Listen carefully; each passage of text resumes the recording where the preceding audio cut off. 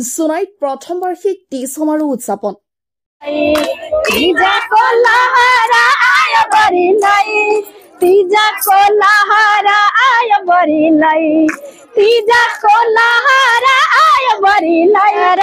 माइती देश हेरू भने आसु बरारा माइती देश हेरू भने आसु बरा। সদৌসম গোৰ্খা ছাত্ৰ সন্থা তাৰিবস্তি আঞ্চলিক কমিটিৰ উদ্যোগত আৰু তাৰিবস্তি গোৰ্খা নাৰী পৰিষদৰ সহযোগত দেওবাৰে বৰ্ণাঢ্য কাৰ্যসূচীৰে অনুষ্ঠিত হয় প্ৰথম বাৰ্ষিক তীজ সমাৰোহ। পতাকা উত্তোলন চকীত তৰ্পণৰ পিছতে অনুষ্ঠিত হয় বিভিন্ন সাংস্কৃতিক কাৰ্যসূচী। বিশেষকৈ মহিলাসকলৰ তীজ নৃত্য, মাৰণী নৃত্য, লোকনৃত্য, সংগীনী নৃত্য আদি অনুষ্ঠিত কৰা হয়। তদুপৰি স্বৰচিত কবিতা পাঠ, গোৰ্খা জনগোষ্ঠীৰ সাংস্কৃতিক বিভিন্ন বাদ্যযন্ত্ৰ প্ৰদৰ্শন কৰা হয়। পিছত গোৰ্খা ছাত্ৰ সন্থা কেন্দ্ৰীয় কমিটি, জিলা আৰু বিভিন্ন আঞ্চলিক কমিটি অঞ্চলটোৰ বিশিষ্ট ব্যক্তিসকল, সদৌসম ছাত্ৰ সন্থাৰ বিষয়ববীয়াৰ উপস্থিতিত এখন মুকলি সভা অনুষ্ঠিত হয়। মুকলি সভাত গোৰ্খা জনগোষ্ঠীৰ মহিলাসকলৰ পৰ্ব তীজ সম্পৰ্কে আলোচনা কৰা হয়। গোৰ্খা জনগোষ্ঠীৰ সাহিত্য, সাংস্কৃতিক, ধাৰ্মিক, ইতিহাস, পৰম্পৰাৰ বিষয়ে বক্তাসকলে মত পোষণ কৰে। সভাত উপস্থিত থাকি গোৰ্খা ছাত্ৰ সন্থা ধেমাজি জিলা কমিটিৰ সভাপতি সমৰাজ পুৰীয়ে তীজ উপলক্ষে চৰকাৰী বন্ধ ঘোষণা কৰিবলৈ চৰকাৰলৈ আহ্বান জনায়। উল্লেখযোগ্য যে ভাদ মাহৰ শুক্লা তৃতীয়া তিথিত বিবাহিতা মহিলাসকলে নিজৰ পতিৰ দীৰ্ঘায়ু সুখ সমৃদ্ধি কামনাৰে উপবাস ৰাখি শিৱ পাৰ্বতীৰ পূজা অৰ্চনা কৰে।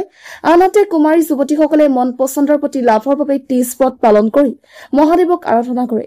গোৰ্খা জনগোষ্ঠীৰ নাৰীৰ বাবে এই তীজ উৎসৱ অতিকৈ গুৰুত্বপূৰ্ণ। ভাদ মাহৰ শুক্লা দ্বিতীয় দিনা বিবাহিত মহিলাসকলক নিজ পিতৃ মাতৃৰ ঘৰলৈ মাতি আনি বিভিন্ন সুস্বাদু পুষ্টিকৰ খাদ্য খাবলৈ দিয়া হয়। তদুপৰি ওচৰ চুবুৰীয়া মহিলা একগোট হৈ পৰম্পৰাগত তীজ গীত গাই নাচি বাগি মতলীয়া হৈ পৰে। এই উৎসৱকে মঞ্চলৈ নিয়াৰ উদ্দেশ্যেৰে প্ৰথমৰ বাবে সদৌসম গোৰ্খা ছাত্ৰ সন্থা তাৰিবস্তি আঞ্চলিক সমিতিৰ উদ্যোগত আৰু তাৰিবস্তি গোৰ্খা নাৰী পৰিষদৰ সহযোগত অনুষ্ঠিত কৰা হয় তীজ সমাৰোহ। আমি ছোৱালী মানুহ বহুত দূৰত বিয়া পাতি দিয়া হয়। মা দেউতা আগৰ দিনত মা দেউতাক লগ নেপাওঁ, আহিব নেপাওঁ, একো কথালৈ আহিব নোৱাৰো।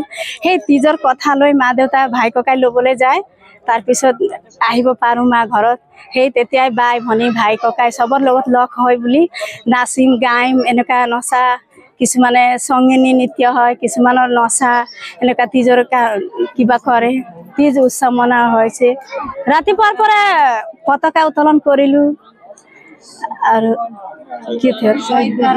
ছয় তৰ্পণ কৰিছো, আৰম্ভণি গীত কৰিলো আৰু দীপজ্বল কৰিলো আৰু আধুনিক নৃত্য কৰিলো, আধুনিক মাৰণী কৰিলো। এতিয়া সংগীত আহি আছে লাষ্টত।